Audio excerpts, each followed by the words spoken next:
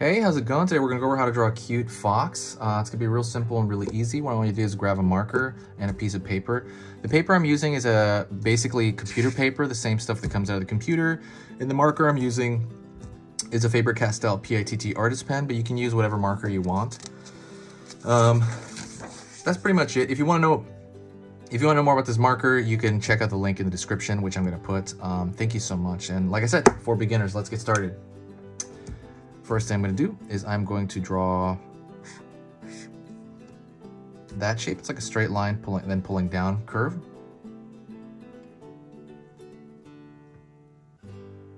Pulling out here on the opposite end.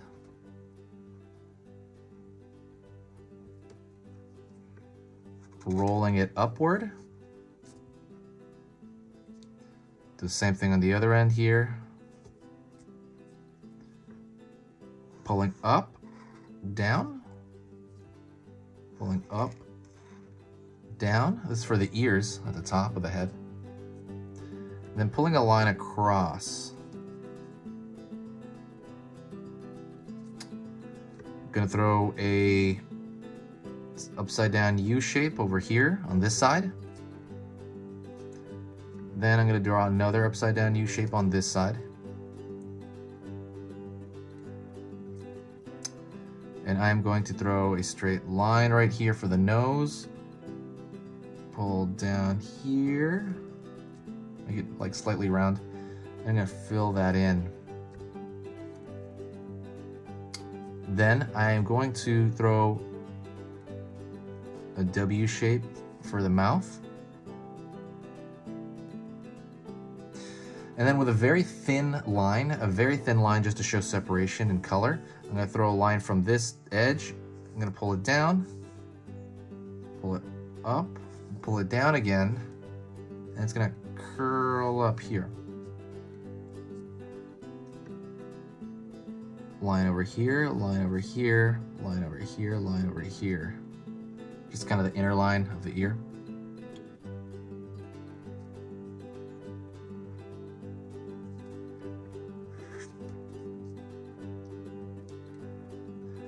Pulling a line downward. And then I'm gonna pull a line around. So what I'm gonna do is I'm gonna pull the back, it's gonna come into the tail. Pulling straight over here. Curling, big edge, curling in.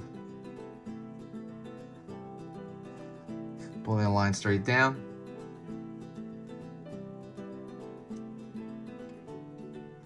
Line in here, line in here, line over here. It's gonna be a two hands sticking out his front paws. And then I'm gonna throw a little bit of also a line here again for color separation. I'm gonna pull up around here, almost like he's got sleeves, but I wanna pull those thinner. And I'm going to throw a zigzag line around the chest.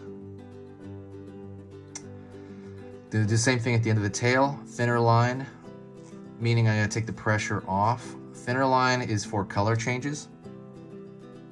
And that's pretty much it. What I am gonna do though is I'm gonna thicken the lines throughout the entire drawing.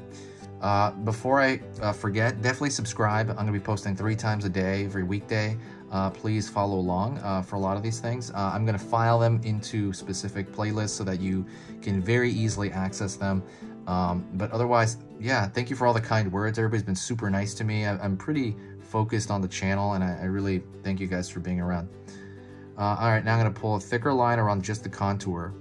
I'm gonna do that really slow because I'm trying to like even out my lines. Something about lines is you wanna try to keep your lines as clean as you can. So let's say you're doing a drawing, and I've talked about this in other videos. So if you do a drawing, and let's just say your line is all wiggly and weird, like really obviously wiggly and weird, it's gonna lower the value of that drawing no matter how correct the placement is. Not always, depends. But let's just say the placement's wrong and your line is you know, clean enough, it'll at least probably look like a decent drawing. So what you want to do is you really want to focus on your control, and that comes through time, and I will make a whole video entirely on control as far as the marker goes, because I understand some of you have had issues with markers. And a lot of that is control, a lot of that is through time. So I'll tell you one tip right now, which I've also said in the past. So when you're drawing lines on here, try, not always, for larger curves, let's say circles, larger curves in general, try to not anchor your palm, your palm here, and then just do this, because it's gonna have a small range of motion. This one you can probably get away with, but for larger, like there's usually even just a little bit larger, it's best to kind of slightly be able to move your wrist there, like along the paper, and mostly move from the elbow and the shoulder when you're doing stuff.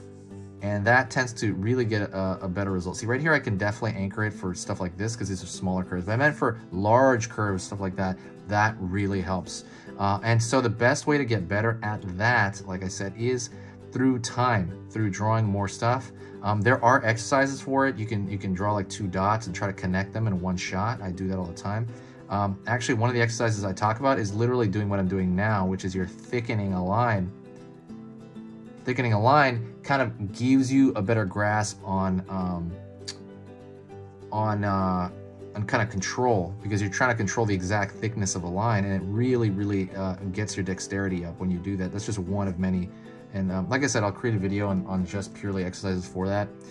I might even have one somewhere, I'm not sure. But definitely get that up. A lot of people ask me that all the time. So, because when you're really constricted, and let's say you're worried and you're kind of like, oh, well, I'm gonna do this line, and you haven't done enough of it, you might feel shaky in your hand. You might feel, you know, just, it's gonna be a weird thing because the muscles in your hand haven't really progressed to that stage where you can just make that curve like it's nothing. And you want to get to that by forming the experience and forming that in the muscles of your hand first. And it honestly, I would say it takes like a month. If you're drawing every day, it takes like maybe a month. Because that's another thing people ask me, how often do you draw? Like, I would draw every day. I would draw maybe like an hour a day. And I would say an hour a day is better than drawing like 5 hours for one day in many cases. Because if you're doing it, if you're separating it out through the week, like let's just say you're doing an hour every day, every weekday, so 7 hours. That's 7 hours, right, in a week. But on this, or if you do one day, 7 hours, it's so much better, in my opinion, to spread that out every day, 1 hour every day, because what it does is it gets you in a habit. And so in that habit, it gets you like, okay, now you're forming a habit. You're forming a habit, you're getting better at it. Anyways, that was it. That was the tip at the very end. Thank you so much. I appreciate it. Hit that like button. Also share the video. That's the best thing you can do. Talk to you in the next video.